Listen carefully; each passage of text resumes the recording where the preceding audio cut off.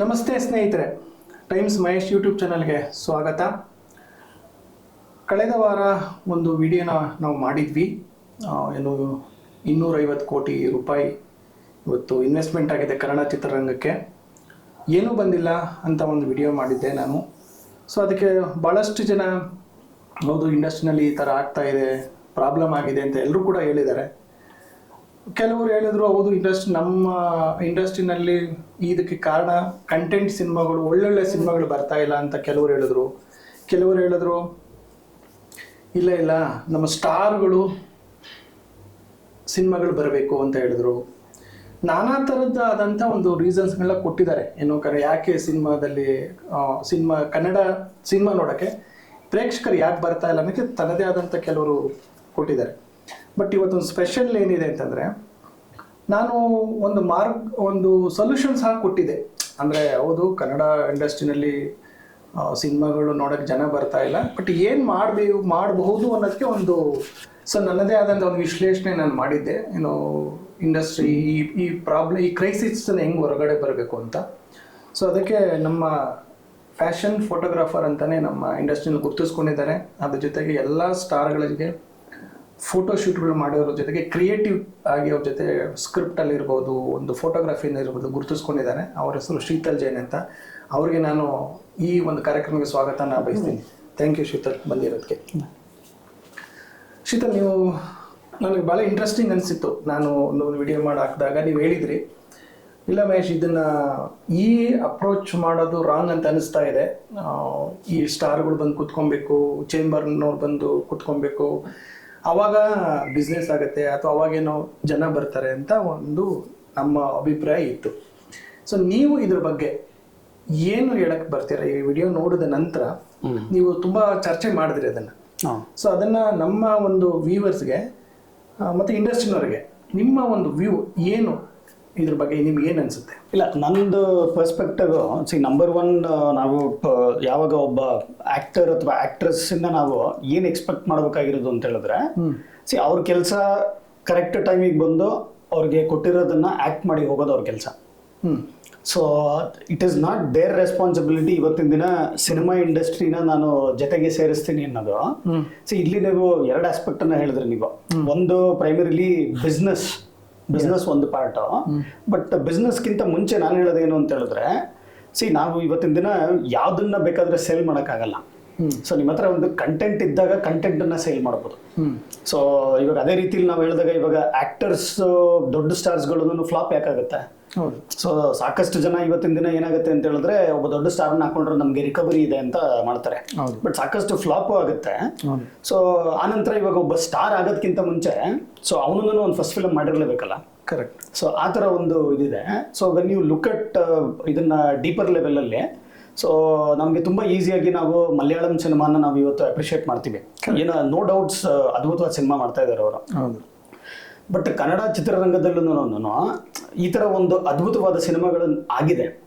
ಹೌದು. So recent ಟೈಮಲ್ಲಿ ಆಗಿಲ್ಲದೆ ಇರ್ಬೋದು, ಬಟ್ ಒಳ್ಳೆ ಸಿನಿಮಾ. ನನಗೆ ಆ ಥರದ್ದೊಂದು ಒಳ್ಳೆ ಸಿನಿಮಾ ಅಂತ ಹೇಳಿದ್ರೆ 2017 ಒಂದು ತಿಥಿ ಅಂತ ಒಂದು ಸಿನಿಮಾ ಬಂತು. ಕರೆಕ್ಟ್, ತಿಥಿ. ಎಸ್. ಸೊ ನನ್ನ ಜೀವನದಲ್ಲೇ ನಾನು ಯಾವ ಸಿನಿಮಾನ 2 ಸತಿ ಅಥವಾ 3 ಸತಿ ನೋಡಿರೋದಿಲ್ಲ. ಹೌದು. ತಿಥಿನ ನಾನು ಥಿಯೇಟರ್ಗೆ ಹೋಗಿ 3 ಸತಿ ನೋಡಿದೆ ನಾನು. ಓಕೆ. ಸೊ ತಿಥಿಲಿ ಆ ಥರ ಏನಿತ್ತು? ಸೊ ಇವಾಗ ಇವಾಗ ಒಂದೇನಾಗಿದೆ ಅಂದರೆ, ಮಲಯಾಳಂ ಸಿನಿಮಾ ನಮಗೆ ಒಂದು ಬೆಂಚ್ ಮಾರ್ಕ್ ಆಗಿದೆ. ಹೌದು. ಸೊ ಅದೆಲ್ಲದನ್ನು ಬಿಟ್ಟು ಇವತ್ತಿನ ದಿನ ನಾವು ಇನ್ಸ್ಪಿರೇಷನ್ ಎಲ್ಲಿಂದ ನೋಡ್ತಾ ಇದೀವಿ ನಾವು ಅಂತ ಹೇಳಿದ್ರೆ, ಆಲ್ರೆಡಿ ಎಕ್ಸಿಸ್ಟಿಂಗ್ ಸಿನಿಮಾ ಇಂದ ನೋಡ್ತಾ ಇದೀವಿ. ಸೊ ಮಲಯಾಳಂ ನೋಡ್ತೀವಿ. ಇವಾಗ ಒಬ್ರು ಸಿನಿಮಾ ಮಾಡೋರು ಯಾವ ಥರ ಅಂತ ಹೇಳಿದ್ರೆ, ಇವಾಗ ಕನ್ನಡ ಇಂಡಸ್ಟ್ರಿಲಿ ನಮಗೆ ಇನ್ಸ್ಪಿರೇಷನ್ ಮಲಯಾಳಂನಿಂದ ಬರುತ್ತಾ, ಇಲ್ಲ ತಮಿಳಿಂದ ಬರುತ್ತಾ, ಇಲ್ಲ ತೆಲುಗುವಿಂದ ಬರುತ್ತಾ ಅಂತ. ಸೊ ಬಟ್ ನಾವು ಇವತ್ತು ಹೋಗಿ ಇವಾಗ ಸಾಕಷ್ಟು ಜನ ಇದನ್ನು ನೋಡಿಲ್ದೇ ಇರ್ಬೋದು, ಬಟ್ ಆಡಿಯನ್ಸ್ ರೆಫರೆನ್ಸ್ಗೋಸ್ಕರ ನಾನು ಹೇಳೋದು, ಇದು ಕೆಲವೇ ಲಕ್ಷಗಳಲ್ಲಿ ಮಾಡಿರೋಂಥ ಸಿನಿಮಾ ಇದು. ಹೌದು. ಸೊ 5.1 ಕೋಟಿ ಬಿಸ್ನೆಸ್ ಮಾಡಿದೆ. ಹೌದು. ಸೊ ಕಮರ್ಷಿಯಲ್ ಸಕ್ಸಸ್ಸು ಇದೆ. ಸ್ಟಾರ್ ಅಲ್ಲ ಇದ್ರಲ್ಲಿ, ಆಕ್ಟರೇ ಇಲ್ಲ. ಹಳ್ಳಿಲಿರೋ ಜನರನ್ನ ಇಟ್ಕೊಂಡು ಅವ್ರ ಜೊತೆ ಅಷ್ಟು ನ್ಯಾಚುರಲ್ ಆಗಿ ಒಂದು ಸಿನಿಮಾ ಮಾಡಿದ್ರು. ಓಕೆ. ಸೊ ನಾನು ಏನು ಇಲ್ಲಿ ಹೇಳಕ್ಕೆ ಪ್ರಯತ್ನ ಪಡ್ತಾ ಇದ್ದೀನಿ ಅಂತ ಹೇಳಿದ್ರೆ, ಇದು nothing to do with producers ಅನ್ನ ಬ್ಲೇಮ್ ಮಾಡೋದು ಅಥವಾ ಇದಕ್ಕೆ ನಾವು ಇಂಡಸ್ಟ್ರಿ ಜೊತೆಗಿಲ್ದೇ ಇರೋದಕ್ಕಿಂತ ನಾವು ಇದು ಮಾಡೋಕ್ಕಾಗ್ತಿಲ್ಲ ಅನ್ನೋದು ತಪ್ಪಾಗತ್ತೆ. ಇವನ್ ಆಕ್ಟರ್ಸ್ ಕೆನಾಟ್ ಚೇಂಜ್ ದಸ್. ಇದರದ್ದು ರೂಟ್ ಇರೋದು ನನ್ನ ಪ್ರಕಾರ ನಮ್ಮಲ್ಲಿ ಒಳ್ಳೆ ಕಂಟೆಂಟ್ ಖಂಡಿತವಾಗ್ಲೂ ಇಲ್ಲ. ಅಲ್ಲ, ಈಗ ಒಳ್ಳೆ ಕಂಟೆಂಟ್ ಇಲ್ಲ ಅಂತ ಈಗ ನೋಡಿ, ನೀವು ಈ ನಾನು ಎಕ್ಸಾಂಪಲ್ ಹೇಳ್ತೀನಿ, ಈ ಜನವರಿಯಿಂದ ಈ ಜುಲೈವರೆಗೂ ಒಳ್ಳೊಳ್ಳೆ ಕಂಟೆಂಟ್ ಸಿನಿಮಾಗಳು ಬಂದಿದೆ. ಫಾರ್ ಎಕ್ಸಾಂಪಲ್ ಹೇಳ್ತೀನಿ, ಅಜ್ಞಾತವಾಸಿ ಅಂತ ಒಂದು ಸಿನಿಮಾ ಬಂತು, ನಿಮ್ಮ ವಸ್ತುಗಳಿಗೆ ನೀವೇ ಜವಾಬ್ದಾರರು ಅಂತ ಒಂದು ಸಿನಿಮಾ ಬಂತು, ಶಾಕಾಹಾರಿ ಅಂತ ಒಂದು ಸಿನಿಮಾ ಬಂತು, ಬ್ಲಿಂಕ್ ಅಂತ ಒಂದು ಸಿನಿಮಾನು ಬಂದಿದೆ, ನೀವು ನೋಡಿರ್ಬೋದು. ಬ್ಲಿಂಕು ಕೂಡ ನಿಜಕ್ಕೂ ಬೇರೆ ಥಾಟೇ ಮಾಡೋಂಥ ಸಿನಿಮಾಗಳು. ನಮ್ಮಲ್ಲಿ ಕಂಟೆಂಟು ಈಗ ಎಲ್ಲರೂ ಇದನ್ನೇ ಹೇಳೋದು, ಕನ್ನಡ ಸಿನಿಮಾದಲ್ಲಿ ಕಂಟೆಂಟು ಸಿನಿಮಾಗಳು ಬರಲ್ಲ ಅಂತ. ಇದು ರಾಂಗು ಅಂತ ನಾನು ಹೇಳ್ತಾ ಇದ್ದೀನಿ. ಏನಕ್ಕೆ ಅಂತಂದರೆ ಕಂಟೆಂಟ್ ಸಿನಿಮಾಗಳು ಬರ್ತಾ ಇದ್ದಾವೆ ಕನ್ನಡದಲ್ಲಿ, ಬಟ್ ಜನ ನೋಡ್ತಾ ಇಲ್ಲ. ಇದು ಪ್ರಾಬ್ಲಮ್ ಆಗಿರೋದು ಶೀತಲ್. ಇಲ್ಲ ಮಹೇಶ್, ನೀವೇನು ಹೇಳ್ತಾ ಇದ್ದಾರೆ, ಕಂಟೆಂಟ್ ಸಿನಿಮಾಗಳೇ ಬರ್ತಾ ಇಲ್ಲ ಅಂತ ಹೇಳ್ತಾ ಇದ್ದಾರೆ. ಕಂಟೆಂಟ್ ಸಿನಿಮಾಗಳು ಬಂದಿದೆ, ಅದಕ್ಕೆ ನಾನು ಎಕ್ಸಾಂಪಲ್ ನಿಮ್ಗೆ ಕೊಡ್ತಾ ಇದ್ದೀನಿ. ಇಲ್ಲ, ನಾನು ಹೇಳೋದು ಇದು ಕಂಟೆಂಟ್ ಅನ್ನೋದು ರಿಲೇಟಿವ್ ಮತ್ತೆ ಸಬ್ಜೆಕ್ಟಿವ್. ಸೊ ಇವಾಗ ನಂದು ಸಿಂಪಲ್ ಪ್ರಶ್ನೆ, ಇವಾಗ ನಾನು ಅದಕ್ಕೋಸ್ಕರ ನನ್ನ ಮಲಯಾಳಂ ಸಿನಿಮಾ ಅಥವಾ ತಮಿಳ್ ಸಿನಿಮಾ ಇನ್ಯಾವ ಲ್ಯಾಂಗ್ವೇಜ್ ನಾನು ಕಂಪೇರ್ ಮಾಡ್ತಾ ಇಲ್ಲ. ಇವಾಗ ತಿಥಿ ಅನ್ನೋ ಒಂದು ಸಿನಿಮಾ ಏನಕ್ಕೆ ಆತರ ಸೂಪರ್ ಹಿಟ್ ಆಯ್ತು? ಒಂದು ಆಕ್ಟರ್ ಇಲ್ಲ ಅದ್ರಲ್ಲಿ, ಯಾರು ಆಕ್ಟರ್ ಇಲ್ಲ ಅದ್ರಲ್ಲಿ, ಫರ್ಗೆಟ್ ಹ್ಯಾವಿಂಗ್ ಅ ಸ್ಟಾರ್. ಏನಕ್ಕೆ ಕೊಡ್ತದೋ? ಅದ್ರಲ್ಲಿ ಕಂಟೆಂಟ್ ಇತ್ತು, ಇದ್ರಲ್ಲಿ ಕಂಟೆಂಟ್ ಇದ್ದು, ಇದು ಯಾಕೆ ಕೊಡಿಲ್ಲ ಅನ್ನೋದಕ್ಕೆ ನಾವು ಪ್ರಶ್ನೆ ಕೇಳಬೇಕಲ್ವಾ? ಕಂಟೆಂಟ್ ಅನ್ನೋದು ಇಸ್ ವೆರಿ ಸಬ್ಜೆಕ್ಟ್. ತಿಥಿ ಬಂದಾಗ KGF ಬಂದಿರಲಿಲ್ಲ ಶೀತಲ್. ತಿಥಿ ಬಂದಾಗ ದೊಡ್ಡ ಸಿನಿಮಾಗಳು ಅಂದರೆ ನಮ್ಮ ಕನ್ನಡ ಬಜೆಟ್ ಅವಾಗ ಇಲ್ಲಿವರೆಗೂ ಇತ್ತು ಅಂದರೆ 3 ಕೋಟಿ 5 ಕೋಟಿ 10 ಕೋಟಿ ಅಂದರೆ, ಈಗ ಸುದೀಪ್ ಸಿನಿಮಾ 10 ಕೋಟಿ ಬಜೆಟ್ ಅಂದರೆ ಏನಪ್ಪ 10 ಕೋಟಿ ಅಂತ ಹೇಳ್ತಾ ಇದ್ರು. KGF ಬಂದಮೇಲೆ ಪ್ರೇಕ್ಷಕನ ಥಾಟ್ ಚೇಂಜ್ ಆಗಿದೆ, ನನಗೆ ಇಂಥದ್ದೇ ಸಿನಿಮಾಗಳು ಬೇಕು. ಅವಾಗಿನ OTT ಇರಲಿಲ್ಲ. ತಿಥಿ ಬಂದಾಗ OTT ಇರಲಿಲ್ಲ, ಇವಾಗ OTT ಪ್ಲಾಟ್ಫಾರ್ಮ್ಸ್ ಬಂದಿದೆ.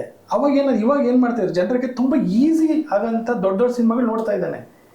ಅವನಿಗೆ ಈಸಿ ಸಿಗುತ್ತೆ. ಇವಾಗ ನೀನು ಚೆನ್ನಾಗಿಲ್ವಾ, ನೆಟ್ಫ್ಲಿಕ್ಸ್ ನೋಡು, ಅಮೆಝಾನ್ ನೋಡು ಅಂತ ಸಿಗ್ತಾ ಇದ್ದಾನೆ. ತಿಥಿ ಬಂದಂಥ, ಎಸ್ ಅಫ್ಕೋರ್ಸ್ ತಿಥಿ is one of the classic best example for the commercially hit ಆದಂಥ ಸಿನಿಮಾ. ನಾವು ಕೂಡ ಒಂದು ಆರ್ಟಿಸ್ಟಿಕ್ ಆಗಿ ಹಿಟ್ ಆದ cinema. But present situation 2025, we are talking about 2025 cinema. ಈ ಜನವರಿಯಿಂದ ಈ ಜುಲೈವರೆಗೂ ಅಥವಾ ಕಳೆದ 3 ವರ್ಷ ಆಫ್ಟರ್ KGF ಆದಮೇಲೆ ಏನು ಇಂಪ್ಯಾಕ್ಟ್ ಆಗಿದೆ ಅಂತಂದರೆ, ನಾವು KGF ನೋಡ್ಕೊಂಡು ನಾವು KGF ಅಂತ ಸಿನಿಮಾನೇ ಬೇಕಪ್ಪ ಅಂತ ಹೇಳ್ತಿದ್ದಾರೆ. ಎಲ್ಲ ನಾವು ಸಾರಾಸಾಗಟವಾಗಿ ಕಂಟೆಂಟ್ ಸಿನಿಮಾಗಳು ಬಂದೇ ಇಲ್ಲಪ್ಪ ಅಂತ ಹೇಳಕ್ಕಾಗತ್ತಾ? ನೀವ್ ಹೇಳಿ 3 ವರ್ಷದಲ್ಲಿ. ಇಲ್ಲ, ನಾನು ಹೇಳೋದು ಸಿಂಪಲ್ ಮಹೇಶ್. ಒಂದು OTT ಇತ್ತು, number of OTT platform increase ಆಗಿರ್ಬೋದು. ಹೌದು, ನಾನು ಹೇಳ್ತಾ ಇರೋದು ಜಸ್ಟ್ ಅಬೌಟ್ 7-8 ಇಯರ್ಸ್ ಒಂದು ಸ್ಟೋರಿ ಇದು. ಇದು ಹೆಂಗೆ ಅಂತ ಹೇಳಿದ್ರೆ, ಎವ್ರಿ ಮೂವಿ ಒಂದು ಟ್ರೆಂಡ್ ಕ್ರಿಯೇಟ್ ಮಾಡುತ್ತೆ. ಕರೆಕ್ಟ್. ಇವಾಗ ಫಾರ್ ಎಕ್ಸಾಂಪಲ್ ಮುಂಗಾರು ಮಳೆ ಬಂತಲ್ಲ, ಇರೋರೆಲ್ಲರೂ ಮಲೆನಾಡಿಗೆ ಹೋದ್ರು, ಅದೇ ಸ್ಟೋರಿ, ಅದೇ ಮಳೆ, ಅದೇ ರೊಮ್ಯಾನ್ಸ್ ಅಂತ ತೋರಿಸೋದು. ಅದು ಒಂದು ಟ್ರೆಂಡ್. ದುನಿಯಾ ಇರ್ಬೋದು, ಇಲ್ಲ ಅಂದ್ರೆ ಇವಾಗ KGF ತಿಥಿ ಆದ್ಮೇಲೆ ಅಷ್ಟೇ, ನನ್ನ ಆ ಹಳ್ಳಿಲಿ ಅವ್ರ ಪಾಡಿಗೆ ಅವ್ರು ಇದ್ರು, ಅವ್ರನ್ನೆಲ್ಲ ಕರ್ಕೊಂಡ್ಬಂದು ಇವರು ಒಂದು 25 ಸಿನಿಮಾ ಮಾಡಿದ್ರು ಗಾಂಧಿನಗರದ. ದಟ್ ಟ್ರೆಂಡ್ ಒಂದು ಪಾರ್ಟ್. ಬಟ್ ನಾವು ಆಡಿಯನ್ಸ್ಗೆ ನಾವು ಹೊಸದಾಗಿರೋದು ಏನಾದ್ರು ಒಂದು ಕೊಟ್ಟಾಗ they will not say that ಇದು ಚೆನ್ನಾಗಿಲ್ಲ, ನನಗೆ ಬೇಡ ಇದು ಅಂತ. ಸೊ ಈ ಟ್ರೆಂಡ್ ಸೆಟ್ಟಿಂಗು ನಡೆಯುತ್ತೆ. ಬಟ್ ನಾನು ಹೇಳ್ತಿರೋದು ಆ ಟ್ರೆಂಡ್ ಅಲ್ಲೇ ಹೋದ್ರೆ ಅದು ಆಗೋದಿಲ್ಲ ಅಂತ. ಆ ಟ್ರೆಂಡ್ ಯಾವತ್ತೂ ಲಾಸ್ಟ್ ಆಗಲ್ಲ. ಇವಾಗ ಮುಂಗಾರು ಮಳೆ ಮಾಡಿದ್ದು, ಇವನ್ ಮುಂಗಾರು ಮಳೆನ ಬೇರೆ ಲ್ಯಾಂಗ್ವೇಜಸ್ ಮಾಡಿದ್ರು, ಎಲ್ಲ ಕಡೆ ಫ್ಲಾಪ್ ಆಯ್ತು. ಸೊ ಆ ಟ್ರೆಂಡ್ ಅನ್ನ ಇವಾಗ ಫಾರ್ ಎಕ್ಸಾಂಪಲ್ ನೀವು ಹೇಳ್ತಿರೋದು ಇವಾಗ KGF. So there was something authentic about it ಅಲ್ವಾ? ಕರೆಕ್ಟ್. ಸೊ ಆ ತರದ್ದು ನಾನು ಇವಾಗ ಇದ್ರದ್ದು ಹೇಳ್ತಾ ಇರೋದು ಏನು ಅಂತ ಹೇಳಿದ್ರೆ, ಇವಾಗ ಯಾವ್ದು ತಿಥಿದು ಅಬ್ಸಲ್ಯೂಟ್ಲಿ ಅಥೆಂಟಿಸಿಟಿ ಇತ್ತು ಅದರಲ್ಲಿ, ಒರಿಜಿನಾಲಿಟಿ ಇತ್ತದು. ಕಂಟೆಂಟ್ ಅನ್ನೋದು ಇವಾಗ ನನಗೆ ಇಷ್ಟ ಆಗ್ಬೋದು, ಇನ್ನೊಬ್ರಿಗೆ ಅದು ಇಷ್ಟ ಆಗದೆ ಇರ್ಬೋದು. ಕರೆಕ್ಟ್. ಸೊ ನನ್ನ ಸಿಂಪಲ್ ನಾನು ಹೇಳ್ತಿರೋದು ಏನು ಅಂತ ಹೇಳಿದ್ರೆ, ದೇರ್ ಇಸ್ ನಥಿಂಗ್. ಈ ತರದ್ದು ನಾವು ಕಾನ್ಸೆಪ್ಟ್ ನ ಬಿಲೀವ್ ಮಾಡ್ತೀವಲ್ವಾ, ನಾವೆಲ್ಲ ಸರಿ ಇತ್ತು ಬಟ್ ಜನ ನೋಡ್ಲಿಲ್ಲ, ಅದು ಮಹಾ ಸುಳ್ಳದು.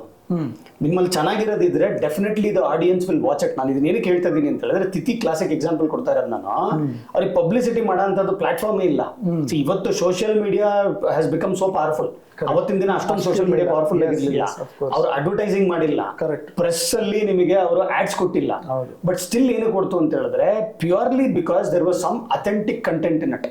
ನಾನು ಹೇಳ್ತಾ ಇರೋದು ಏನು ಅಂತ ಹೇಳಿದ್ರೆ, ಇವಾಗ ನಾವು ಕಂಟೆಂಟ್ ಇದ್ರಲ್ಲಿ ಇದೆ ಅಥವಾ ಇದೆ ಇಲ್ಲದೆ ಇರೋದಕ್ಕೆ ಒಂದು ಯಾರ್ಡ್ ಸ್ಟಿಕ್ ಇಲ್ಲ, ಪ್ಯಾರಾಮೀಟರ್ ಇಲ್ಲ. ಇವಾಗ 10 ಜನಕ್ಕೆ ಒಂದು ಸಿನಿಮಾ ನೋಡಿದ್ರೆ ಅದರಲ್ಲಿ 5 ಜನಕ್ಕೆ ಇಷ್ಟ ಆಗ್ಬೋದು, 5 ಜನಕ್ಕೆ ಇಷ್ಟ ಆಗದೆ ಇರ್ಬೋದು. ಬಟ್ ನಾನು ಹೇಳ್ತಿರೋದು ಎಂಡ್ ಆಫ್ ದ ಡೇ, ಇದು ಇವತ್ತಿನ ದಿನ ಆಡಿಯನ್ಸ್ ಆರ್ ಡೆಮೊಕ್ರಾಟಿಕ್. ಹೌದು. ಅಂದ್ರೆ ಅವ್ರಿಗೆ ಏನ್ ನಾನು ಹೇಳ್ತಾ ಇರೋದು ಅಂತ ಹೇಳಿದ್ರೆ, ಇವಾಗ ಬೆಂಗಳೂರಲ್ಲಿ ಇರೋನು ಇವತ್ತಿನ ದಿನ ಅವನಿಗೆ ಎಲ್ಲಾ ರೀತಿಯಾದ ಲ್ಯಾಂಗ್ವೇಜ್ಗೂ ಆಕ್ಸೆಸ್ ಇದೆ, ಅವನಿಗೆ ಆಕ್ಸೆಸ್ ಇದೆ. ಕರೆಕ್ಟ್. ಸೊ ಇವತ್ತು ಯಾವ ತರ ಆಗೋಗಿದೆ ಇವತ್ತು ಅಂತ ಹೇಳಿದ್ರೆ, ಕನ್ನಡ ಬಿಟ್ಟು ನನಗೆ ಬೇರೆ ಯಾವ್ದು ಲ್ಯಾಂಗ್ವೇಜ್ ಬರಲ್ಲ, ಸಬ್ ಟೈಟಲ್ಸ್ ಓದಕ್ ಬರಲ್ಲ ಅನ್ನೋ ಕನ್ನಡ ಸಿನಿಮಾಗೆ ಹೋಗೋ ತರ ಆಗಿದೆ.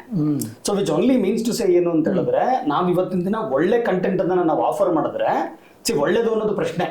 ಯಕ್ಷ ಪ್ರಶ್ನೆ ಅದು. ನೀವು ಹೆಂಗ್ ಹೇಳ್ತಾ ಇದ್ದೀರಾ ಒಳ್ಳೆ ಇಲ್ಲ ಅದನ್ನ ನಾನು ಹೇಳ್ತಾ ಇರೋದು. ಅದಕ್ಕೆ ಮಹೇಶ್ ನಾನು ಹೇಳ್ತಾ ಇರೋದು, there is no yardstick. ಇದಕ್ಕೊಂದು ನಾವು ಮೆಷರ್ ಮಾಡೋದಕ್ಕೆ ಒಂದು ಸ್ಕೇಲ್ ಇಲ್ಲ ಇದಕ್ಕೆ. But end of the day ನಾವು ಯಾವ್ದು ಸಕ್ಸಸ್ ಆಗಿದೆ, ಇವಾಗ ಒಂದು ನಾವು ಸಕ್ಸಸ್ ಸ್ಟೋರೀಸ್ ನಾವು ಸ್ಟಡಿ ಮಾಡಿದಾಗ, ಇವಾಗ ನಾನು ಪ್ರತಿಯೊಂದೂ ಇವಾಗ ಗ್ಲೋಬಲಿ ಮೋಸ್ಟ್ ಸಕ್ಸಸ್ಫುಲ್ ಏನಂತಾರೆ ಕಮರ್ಷಿಯಲ್ ಫಿಲ್ಮ್ಸ್ ಇರ್ಬೋದು, ಅದ್ರ ಜೊತೆಗೆ ಅವಾರ್ಡ್ ವಿನ್ನಿಂಗ್ ಫಿಲ್ಮ್ಸ್ ಇರ್ಬೋದು, ಇದೆಲ್ಲದನ್ನು ನೋಡಿದೀನಿ ನಾನು. ಸೊ ಒಂದು ಜನರಲ್ ಅನಾಲಿಸಿಸ್ ಏನು ಅಂತ ಹೇಳಿದ್ರೆ, ಇವಾಗ ಒಂದು ರೀತಿಯಲ್ಲಿ ನೀವು ಬಿಸ್ನೆಸ್ ಅನ್ನೋದಿದೆಯಲ್ಲ, ಸೊ ಎರಡು, ಇವಾಗ ಹೆಂಗೆ ಫುಡ್ ಇಂಡಸ್ಟ್ರಿಯಲ್ಲಿ ನೀವು ಪ್ರತಿಯೊಂದಕ್ಕೂ ಶುಗರ್ ಮತ್ತೆ ಸಾಲ್ಟ್ ಆಡ್ ಮಾಡಿದ ತಕ್ಷಣ ಅದು ಅಡಿಕ್ಷನ್ ಬರುತ್ತೆ. ಸೊ ನೀವೊಂದು ಡಬ್ಬಾ ಸಿನಿಮಾನನ್ನು ಸೆಲ್ ಮಾಡಬೇಕು ಅಂತ ಹೇಳಿದ್ರೆ ವೈಲೆನ್ಸ್ ಆಡ್ ಮಾಡಿ, ಸೆಕ್ಸ್ ಆಡ್ ಮಾಡಿ, ಇಟ್ ವಿಲ್ ಸೆಲ್. ಇದನ್ನ ಸೈಕಾಲಜಿಕಲ್ ಹೇಳಿದ್ದಾರೆ. ನಿಮಗೆ ಕಂಟೆಂಟ್ ಕೊಡಕ್ಕಾಗದೇ ಇದ್ದಾಗ ನೀವು ಯಾವಾಗ ಅದರಲ್ಲಿ ನೀವು ಕ್ರೇಜಿ ಅನ್ಎಥಿಕಲ್ ಆಗಿ ಏನ್ ನೀವು ವೈಲೆನ್ಸ್ ಆಡ್ ಮಾಡ್ತೀರಾ, ಆಟೋಮೆಟಿಕ್ಲಿ ಇಟ್ ವಿಲ್ ಸೆಲ್. ಅಲ್ಲ, ಈಗ ಆ ತರ ಸಿನಿಮಾಗಳು ಅಟ್ರ್ ಫ್ಲಾಪ್ ಆಗಿದಾವೆ. ಈಗ ಕ್ರೈಮು, ಬರೀ ಫೈಟು, ಬರೀ ಅಥವಾ ಇನ್ನೊಂದು ಈ ತರ ಸಿನಿಮಾಗಳು ಕೂಡ ಫೇಲ್ಯೂರ್ ಆಗಿದೆ. ಇಲ್ಲ 100% ಅಂತ ಹೇಳ್ತಾ ಇಲ್ಲ ನಾನು. ಹೌದೌದು. ಸೊ ಅದಕ್ಕೋಸ್ಕರ ಇವಾಗ ಈ ಕಂಟೆಂಟ್ ಅನ್ನೋದು ಇದೆಯಲ್ಲ, is a very subjective thing. So ಅದರಿಂದ ನಾನು ಹೇಳೋದು, ಇವಾಗ ಕೆಲವೊಂದು ಇವಾಗ ಫಿಲ್ಮ್ಸ್ ಅನ್ನು ನಾವು ತಗೊಂಡು ಅದನ್ನ ನಾವು ಒಂದು ರೀತಿ ನಾವು ಅನಲೈಸ್ ಮಾಡಿದ್ರೆ, so bottom line goes down to ಎಲ್ಲಿಗೆ ಅಂತ ಹೇಳಿದ್ರೆ, ಈ ಡೈರೆಕ್ಷನ್ ಅನ್ನೋದೇನಿದೆ, ಸ್ಕ್ರಿಪ್ಟ್ ಅನ್ನೋದೇನಿದೆ, ಅವೆರಡು ಸಾಲಿಡ್ ಆಗಿದ್ರೆ everything will fall in place. So ಅದು ನನ್ನ ಪಾಯಿಂಟ್ ಆಫ್ ವ್ಯೂ. ಅಲ್ಲ, ಅದು ಕನ್ನಡದಲ್ಲಿ ಇಲ್ಲ ಅಂತ ನೀವು ಹೇಳ್ತಾ ಇದ್ದೀರಾ? ಅಲ್ಲ, ನಾನು ಹೇಳೋದಕ್ಕಿಂತ ಇವತ್ತಿನ ದಿನ ನಮ್ಗೆ ಇವಾಗ ನಡೀತಾ ಇರೋದು trend is witness to it ಅಲ್ವಾ. ಇವಾಗ ನಾವು ಇವಾಗ ಏನಂತಾರೆ ಅಂತ ಹೇಳಿದ್ರೆ, ಇವಾಗ ನೀರು ಬಿಸಿ ಇದೆಯಾ ಅನ್ನೋದು ಕುದಿತಾ ಇರೋದ್ರಿಂದ ನೋಡಿ ಹೇಳ್ಬೋದು, ಅದು ಮುಟ್ಟೆ ನೋಡ್ಬೇಕು ಅಂತ ಇಲ್ಲ. ಸೊ ಇಫ್ ಇಂಡಸ್ಟ್ರಿ ಇಸ್ ಕೊಲ್ಯಾಪ್ಸಿಂಗ್, ಇದಕ್ಕೆ ಇವಾಗ ನಾನು ಹೇಳೋದು, ಇವಾಗ ರಿಲೇಟಿವ್ ಆಗಿ ನಾವು ನೋಡೋಣ. ಇವಾಗ ನಮ್ಮ ಕನ್ನಡ ಸಾಹಿತ್ಯ 8 ಜ್ಞಾನಪೀಠ ಪ್ರಶಸ್ತಿ ಬರೋಷ್ಟು ಉತ್ತುಂಗದಲ್ಲಿದೆ. ಬೇರೆ ಯಾವ್ದೇ ಲ್ಯಾಂಗ್ವೇಜ್, ಹಿಂದಿ ಬಿಟ್ರೆ ಬೇರೆ ಯಾವ್ದೇ ಲ್ಯಾಂಗ್ವೇಜ್ಗೂ ಇಲ್ಲಿ ತನಕ ಇಲ್ಲ. ಸೊ ಅದೇ ತರ ಸಿನಿಮಾ ಸಾಹಿತ್ಯ ಎಲ್ಲಿದೆ ಅಲ್ವಾ, ಇದು ಕ್ವೆಶನ್. ನಾನು ಹೇಳ್ತಾ ಇರೋದು, ಇವಾಗ ನಾನು ಇದನ್ನ ಇದೆ ಅಂತ ಹೇಳೋದಿಲ್ಲ, audience has to decide. So ಆ ತರ ಆ ಲೆವೆಲ್ ಆಫ್ ನಾವ್ ಇವಾಗ ಕನ್ನಡ ಲ್ಯಾಂಗ್ವೇಜ್ ಆ ಲೆವೆಲ್ ಇದೆ. ನಾವ್ ಯಾವ್ದು ಇದನ್ನ ಕಂಪೇರ್ ಮಾಡಕ್ಕಾಗಲ್ಲ, ಮಲಯಾಳಂ ಅಥವಾ ಇನ್ನೊಂದು ಲ್ಯಾಂಗ್ವೇಜ್ಗೆ ಕಂಪೇರ್ ಮಾಡಕ್ಕಾಗಲ್ಲ. ಆ ತರದ್ದು ಕ್ವಾಲಿಟಿ ಆಫ್ ಕಾಂಟೆಂಟ್ ಅಂತ ಏನ್ ಹೇಳ್ತೀವಿ ನಾವು, ಸಿನಿಮಾಲಿ ಇದ್ದಿದ್ರೆ ಸಿನಿಮಾ ಯಾಕೆ ಫೇಲ್ ಆಗಿರೋದು? ಇವಾಗ ನೀವ್ ಹೇಳ್ತಿರೋ ಪಾಯಿಂಟ್ ಆಫ್ ವ್ಯೂ ಅಲ್ಲಿ ಲೆಚ್ಚ ಇವಾಗ ಆಕ್ಟರ್ಗಳು ಸೇರ್ಬೇಕು ಅಂತ, ಆಕ್ಟರ್ಗಳು ಸೇರೋದ್ರಿಂದ ಏನಾಗ್ಬೋದು, ಪ್ರಮೋಷನ್ ಮಾಡ್ಬೋದು. ಎಂಡ್ ಆಫ್ ದ ಡೇ ಇವತ್ತಿನ ದಿನ ಆಡಿಯನ್ಸ್ ಥಿಯೇಟರ್ಗೆ ಫಸ್ಟ್ ಡೇ ನೀವು ಕರ್ಕೊಂಡು ಹೋಗ್ಬೋದು, ಫಸ್ಟ್ ಶೋ ಕರ್ಕೊಂಡು ಹೋಗ್ಬೋದು. ಕಂಟೆಂಟ್ ಇಲ್ಲದೆ ಇದ್ರೆ ಯಾರು ಹೋಗೋದೇ ಇಲ್ಲ. ಇವತ್ತು ಯಾವ ತರ ಒಂದು ಟ್ರೆಂಡ್ ಅಂತ ಹೇಳಿದ್ರೆ, ಇವತ್ತು ಆ ಫಸ್ಟ್ ಡೇ ನಾವು ಹೋಗಿ ನೋಡ್ಬೇಕು ಅನ್ನೋದು ಸ್ಟಾರ್ಡಮ್ ಇರೋದು ಆ ಮ್ಯಾಡ್ ಫನಾಟಿಕ್ ಫ್ಯಾನ್ಸ್ಗಿದೆ. ಬಟ್ ಬೇರೆದು ಎಲ್ಲರೂ ಥಿಂಕ್ ಮಾಡೋದು ಏನು ಅಂತ ಹೇಳಿದ್ರೆ, ಒಂದ್ ಸ್ವಲ್ಪ ರಿವ್ಯೂ ಬರಲಪ್ಪ ಆಮೇಲೆ ಹೋಗ್ತೀನಿ ನಾನು ಅಂತ. ಸೊ ನಿಮಗೆ ಕಂಟೆಂಟ್ ಇದ್ದು ನೀವು 3 days ಸಸ್ಟೈನ್ ಮಾಡಿದ್ರೆ ಡೆಫಿನೆಟ್ಲಿ ಮಂಡೆಯಿಂದ ನಿಮಗೆ ಆಡಿಯನ್ಸ್ ಬರ್ತಾರೆ. ತಿಥಿ ಅನ್ನೋ ಸಿನಿಮಾ ನಾನು ಹೇಳ್ತೀನಲ್ಲ, ನನಗೆ ಅದು ಕರೆಕ್ಟ್ ನಂಬರ್ಸ್ ಗೊತ್ತಿಲ್ಲ, but first day first show ಯಾರು ಹೋಗೇ ಇರಲ್ಲ ಥಿಯೇಟರ್ಗೆ, ಸಾಧ್ಯನೇ ಇಲ್ಲ. ಸೊ ಒಂದು 4 ದಿನ ಆದ್ಮೇಲೆ ಇವಾಗ ನಾನೇ ನನ್ನ ಸೋಷಿಯಲ್ ಮೀಡಿಯಾ ಅಲ್ಲಿ ಅದ್ರ ಬಗ್ಗೆ ಮಾತಾಡಿದೆ ನಾನು, ಇಂಥ ಸಿನಿಮಾ ಮಾಡೇ ಇಲ್ಲ ಯಾವತ್ತು, ಇದು ಕನ್ನಡದ ಒಂದು ಇದು ಅಂತ ನೋಡಿ ನೀವು ಅಂತ. ಸೊ ಇದು ಸ್ಪ್ರೆಡ್ ಆಗುತ್ತೆ. When there is some authenticity ಅಲ್ವಾ, ಆಟೋಮೆಟಿಕ್ಲಿ ಅದು ಸ್ಪ್ರೆಡ್ ಆಗುತ್ತೆ. ಸ್ಲೋ ಇರ್ಬೋದು, ಇವಾಗ ಒಂದು ಸ್ಟಾರ್ಗೆ ಔಟ್ರೈಟ್ಲಿ ನಿಮಗೆ ಓಪನಿಂಗ್ ಸಿಗುತ್ತೆ. ಸೊ ಅದು ನಮ್ಮನ್ನು ಎಂಡ್ ಆಫ್ ದ ಡೇ ಇವಾಗ ಬಿಗ್ ಸ್ಟಾರ್ಸ್ಗೂ ಫ್ಲಾಪ್ ಇದೆ, ಅಲ್ಲೋದು ಓಡದೆ ಇದ್ರೆ ಯಾರು ಹೋಗೋದು ಇಲ್ಲ, ಇದಾಗುತ್ತೆ. ಸೊ ಸಮ್ವೇರ್ ನನಗೆ ಸ್ಟ್ರಾಂಗ್ ಬಿಲೀಫ್ ಏನು ಅಂತ ಹೇಳಿದ್ರೆ, ಸೊ ನಾವು ಎಲ್ಲೋ ಒಂದ್ ಕಡೆ ಇದು ಒಂದು ಏನಂತಾರೆ ಇಂಟ್ರೋಸ್ಪೆಕ್ಟ್ ಮಾಡೋ ಅಂತ ಒಂದು ಸಬ್ಜೆಕ್ಟ್ ಇದು. ಸೊ ಕಂಟೆಂಟ್ ಏನ್ ಕೊಡ್ತಾ ಇದೀವಿ ನಾವು, ಇನ್ಸ್ಪೈರ್ಡ್ ಕಂಟೆಂಟ್ ಇರ್ಬೋದು, ಇನ್ನೊಂದು ಇರ್ಬೋದು, ದಟ್ ಇಸ್ ಇಮ್ಮೆಟೀರಿಯಲ್. ಬಟ್ ಇವಾಗ ನಾವು ಒಂದು ತಿಥಿನ ತಿರ್ಗಾ ನೋಡಿದಾಗ it's a very authentic genuine subject ಅಂತ ನನಗನ್ಸುತ್ತೆ. ಸೊ ಆ ತರ ಅವರು ಇವತ್ತಿನ ದಿನ ಇವಾಗ ಕನ್ನಡದಲ್ಲಿ ಟ್ರೆಂಡ್ ನಾನು ನೋಡಿರೋದು, ಸಾಕಷ್ಟು ಡೈರೆಕ್ಟರ್ಸ್ ಜೊತೆ ಎಲ್ಲ ಮಾತಾಡ್ತೀನಲ್ಲ ನಾನು. ಸೊ ನಾವು ಮಾಸ್ ಸಿನಿಮಾ ಮಾಡ್ಬೇಕು ನಾವು ಅಂತ. ಮಾಸ್ ಅಂದಿದ ತಕ್ಷಣ ನಾವು ಯಾಕೆ why do we say that ಇನ್ನೋ ಒಂಥರ ಕ್ವಾಲಿಟಿನ ಲುಕ್ ಡೌನ್. ಮಾಸ್ ಅನ್ನೋನ್ಗೆ ತಲೆ ಇಲ್ವಾ, ಅವ್ನಿಗೆ ಇಂಟೆಲಿಜೆನ್ಸ್ ಇಲ್ವಾ? ಅವನಿಗೂ ಮಾಸ್ ಅನ್ನೋನ್ಗೂ ಅವನು 4 ಲ್ಯಾಂಗ್ವೇಜ್ ಅಲ್ಲಿ ಸಿನಿಮಾ ನೋಡ್ತಾನೆ.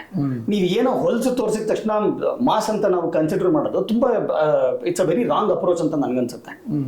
ಸೊ ಅದಕ್ಕೋಸ್ಕರ ನನಗೆ ನಾನು ಸಾಕಷ್ಟು ಸಿನಿಮಾಗಳಲ್ಲಿ ವರ್ಕ್ ಮಾಡಿರೋದು, ಪ್ಯಾಷನ್ ಫಾರ್ ಸಿನಿಮಾಕ್ಕಿಂತ ಮೋಸ್ಟ್ ಆಫ್ ದೆಮ್ ಎರಡನ್ನೇ ನೋಡ್ತಾ ಇರೋದು. ನನಗನ್ಸೋದು ಏನು ಅಂತ ಹೇಳಿದ್ರೆ, ಸಕ್ಸಸ್ ಹೆಂಗಾಗ್ಬೇಕು, ನಾನು ಇದ್ರಲ್ಲಿ ದುಡ್ಡು ಹೆಂಗ್ ಮಾಡ್ತೀನಿ ನಾನು ಅಂತ. ಅದ್ರ ತಪ್ಪೇನಿಲ್ವಲ್ಲ, ಈಗ ತಪ್ಪಿಲ್ಲ. ಸಿನಿಮಾ ಮಾಡೋದು, ಈಗ ಸಿನಿಮಾ ಮಾಡೋ ಉದ್ದೇಶ ಏನಂದ್ರೆ ನಾನು ಹಾಕಿರೋ ದುಡ್ಡು ವಾಪಸ್ ಬರಬೇಕು. ಅಲ್ಲ, ಡೆಫಿನೆಟ್ಲಿ. ಸೊ ಅದಕ್ಕೆ ಅವ್ರು ಐಟಮ್ ಸಾಂಗ್ ಹಾಕ್ತಾರೆ, ಅದ್ರ ತಪ್ಪಿಲ್ಲ. ಈಗ ನೀವು ಯಾವುದೇ ಪುಷ್ಪ ಸಿನಿಮಾ ನೋಡಿ, ಐಟಮ್ ಸಾಂಗ್ ಮೂಲಕನೇ ಒಂದು ಜನರಿಗೆ ಅಟ್ರಾಕ್ಟಿವ್ ಮಾಡಿದೆ. ಸೊ ಇದು ಇಲ್ಲ, ಅದು ಯಾವ್ದು ತಪ್ಪು ಅಂತ ಅನ್ನಿಸ್ತಾ ಇಲ್ಲ ಮಹೇಶ್ ನನಗೆ. ನಾನು ಹೇಳೋದು ವಾಟ್ ಇಸ್ ಯುವರ್ ಪ್ರಯಾರಿಟಿ ಅಂತ. ಸೊ ಇವಾಗ ನನಗೆ ಆಸ್ ಅನ್ ಆರ್ಟಿಸ್ಟ್ ಅಲ್ವಾ, ನಾನು ಕಮರ್ಷಿಯಲ್ ಆರ್ಟಿಸ್ಟ್. ಹೌದು. ಸಿ ನಾನು ಯಾವ್ದೋ ಅವಾರ್ಡ್ ತಗೊಳಕ್ಕೋಸ್ಕರ ಫೋಟೋ ತೆಗಿಯಲ್ಲ ನಾನು. ಸೊ ನಾನ್ ಮಾಡಿರೋದನ್ನು commercial work. So commercial work ಅಲ್ಲಿ ಏನಾಗ್ಬೇಕು, ಸಿ ನಮ್ದು ಫೋಟೋ ಇವಾಗ has to sell. For example ನಾವು ಅಲ್ಟಿಮೇಟ್ ಆಗಿ ಅದ್ರ ದುಡ್ಡು ಬರ್ಲೇಬೇಕದು, but there is an artistic side to it ಅಲ್ವಾ. ಸಿ ನಾವೆಲ್ಲ ಒಂದು ಆರ್ಟ್ ಅನ್ನ ಕಮರ್ಷಿಯಲಿ ಅದನ್ನ ಸೆಲ್ ಮಾಡ್ತಾ ಇದೀವಿ ನಾವು. ಕರೆಕ್ಟ್. ಸೊ ಆ ಪಾರ್ಟ್ ಅನ್ನ ನಾವೆಲ್ಲೋ ಒಂದ್ ಕಡೆ ಕಳ್ಕೊಂಡಿದೀವಿ ಅಂತ ನಾನು ಹೇಳೋದು. ಸಿ ಅದನ್ನ ಒಂದು ಸ್ವಲ್ಪ ಚೆನ್ನಾಗಿ ಮಾಡಿದ್ರೆ ನಾವು ಬಿಸ್ನೆಸ್ ವಿಲ್ ಆಟೋಮ್ಯಾಟಿಕ್ಲಿ ಹ್ಯಾಪನ್. ಇವೆರಡು ಒಂದು ಬ್ಯಾಲೆನ್ಸ್ ಬೇಕು. ಸೊ ಇವಾಗ ಏನೋ ಒಂದು ಇವಾಗ ಏನಂತಾರೆ ಸೆಲ್ ಆಗತ್ತೆ ಅಂತ ಒಂದು ಕಾನ್ಸೆಪ್ಟ್ ಅಷ್ಟೇ ನನ್ನ, ಬಟ್ ಆರ್ಟಿಸ್ಟಿಕ್ ಸೈಡು ಇದೆ ಅಲ್ವಾ ಅದ್ರಲ್ಲಿ. ಇವಾಗ ನಾನೊಂದು ಮೂವಿ ಪ್ರಮೋಷನ್ ಗೆ ಶೂಟ್ ಮಾಡ್ತೀನಿ ನಾನು, ಆ ಫೋಟೋ ಅಟ್ರಾಕ್ಟಿವ್ ಇಲ್ಲದೆ ಹೋದ್ರೆ ಥಿಯೇಟರ್ಗೆ ಯಾರು ಬರಲ್ಲ. ಹೌದು. ಸೊ ನಾನ್ ಸಕ್ಸಸ್ಫುಲ್ ಆಗ್ಬೇಕು ಅಂತ ಹೇಳಿದ್ರೆ ನಾನು ಆ ತರದೊಂದು ಆರ್ಟಿಸ್ಟಿಕ್ ಪಿಕ್ಚರ್ ಅನ್ನ ನಾನು ಶೂಟ್ ಮಾಡ್ಬೇಕು. ಸೊ ಆ ತರ ಒಂದು ಕನೆಕ್ಷನ್ ಬೇಕು ಅಂತ ನಾನು ಹೇಳ್ತಾ ಇರೋದು, ಬ್ಯಾಲೆನ್ಸ್. ಸೊ ಯಾವ್ದೂ ಸರಿ ತಪ್ಪು ಅನ್ನೋದಿಲ್ಲ ನಮ್ಗೆ ಇವಾಗ. ಸೊ ಇವಾಗ ಜನರಿಗೆ ವೈಲೆಂಟ್ ಮೂವಿನೂ ಇಷ್ಟ ಆಗ್ಬೋದು, ಇಲ್ಲ ಒಂದು ಆರ್ಟಿಸ್ಟಿಕ್ ಮೂವಿನೂ ಇಷ್ಟ ಆಗ್ಬೋದು. Up to the audience. So audience discretion ಅದು. ಬಟ್ ನಾನು ಹೇಳ್ತಾ ಇರೋದು, ನೀವು ಯಾವ ತರ ಅದನ್ನ ಪ್ಯಾಕೇಜ್ ಮಾಡ್ತೀರಾ, ಆ ಪ್ಯಾಕೇಜಿಂಗ್ ಅಲ್ಲಿ ಕಾಂಟೆಂಟ್ ತುಂಬಾ ಮುಖ್ಯ ಅಲ್ವಾ. ನೀವು ಬರೀ ಡೆಕೋರೇಷನ್ ಮಾಡಿದ್ರೆ ಅದೊಂದು ಗಿಮಿಕ್ಸ್ ಆಗೋಗುತ್ತೆ ಅಂತ ಅಷ್ಟೇ ಹೇಳ್ತಾ ಇರೋದು ನಾನು. ಇವಾಗ ಒಂದು ಬಿರಿಯಾನಿ ಚೆನ್ನಾಗಿಲ್ದಿರೋದು ನೀವು ಚಿನ್ನದ ತಟ್ಟೆಲ್ದಿ ನೀವು ಕೊಟ್ರೆ ನೀವು ಬಿರಿಯಾನಿ ತಿನ್ನಕ್ಕಾಗತ್ತಾ? ಹೌದು. ಅದನ್ನೇ ನೀವು ಮಣ್ಣಿನ ತಟ್ಟೆಯಲ್ಲಿ ಕೊಟ್ರು ಚೆನ್ನಾಗಿರೋ ಬಿರಿಯಾನಿ ನೀವು ಖುಷಿಯಾಗಿ ತಿಂತೀರಾ.